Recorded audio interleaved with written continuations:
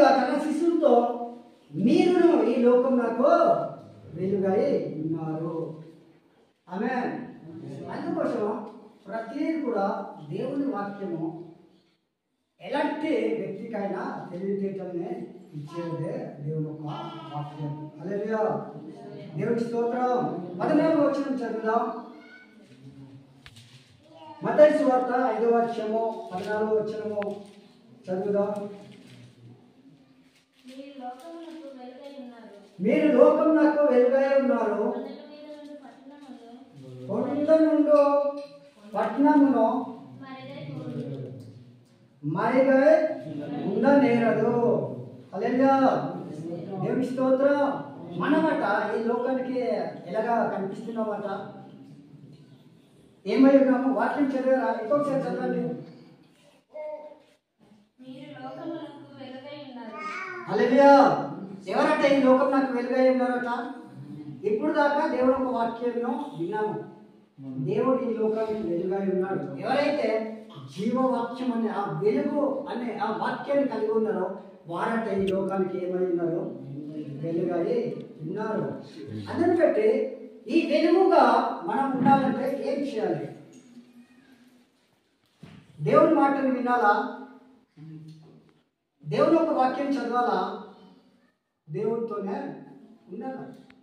మనము దేవుడి నుండి వేరుగా అయిపోయిన తర్వాత ఎలా కనిపిస్తాం? మనం కూడా చీకటి సంబంధుల వల్ల కనబడతాం. ఎందుకంటే ఆ వెలుగైన ఒక దేవునితో వెలుగైన ఒక వాక్యము మన జీవితంలో లేదు కాబట్టి, ఎందుకంటే మనం కూడా చీకటి సంబంధుల వల్లే కనబడతాం.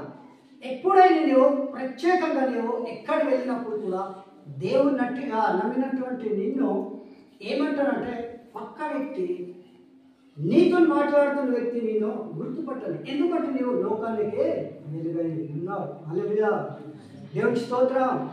మన జీవితంలో ఆ చీకటి ఆ మార్గంలో ఉండిపోతుందంటే ఇప్పుడు దాకా మనము వెలుగైన దేవుణ్ణి మనము తెలుసుకోవట్లేదు. అంటే ఆ వాక్యాన్ని మనము గ్రహించకపోవడమే గల కారణం. హల్లెలూయా.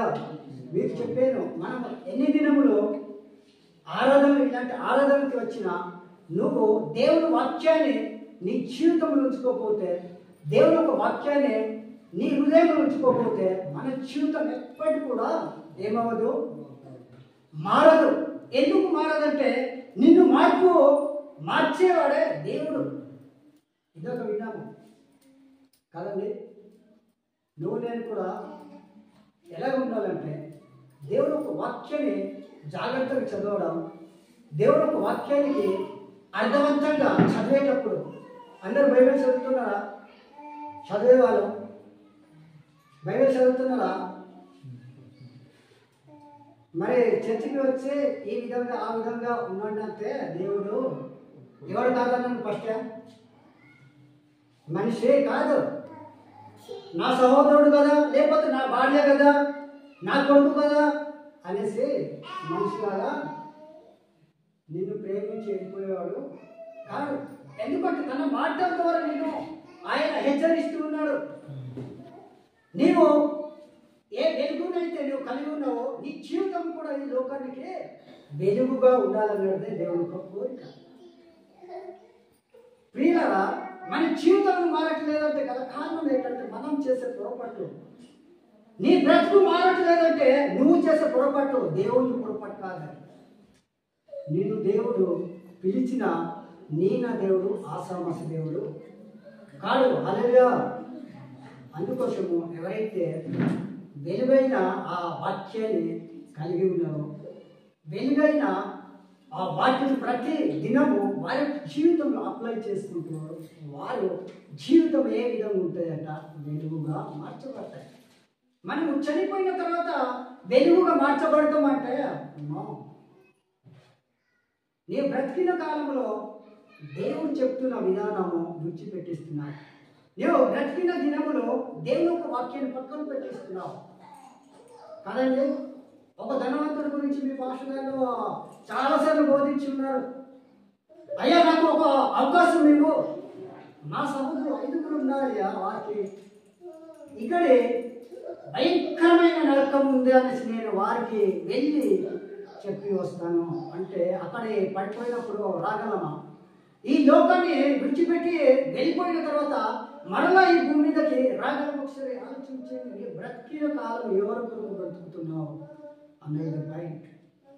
అపస్తుడైన పౌలు గురించి మీరు అనేక సార్లు విన్నారు. నా మట్టుకైతే బ్రతుకుట క్రీస్తు కొరకే బ్రతకాలి, నేను చనిపోయిన తర్వాత లాభం అనేసి ఎందుకు చెప్పగలిగాడంటే దేవుని కొరకు బ్రతికాడు.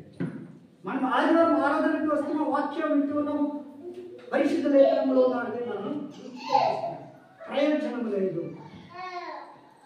ఎప్పుడైతే నువ్వు వెలుగుగా జీవించగలవో, ఎప్పుడైతే నువ్వు వెలుగు వలె కనబడతావో, అప్పుడు నీవు ఈ లోకానికి ఒక వాక్యము నీ జీవితంలో నెరవేరుస్తాయన్నమాట.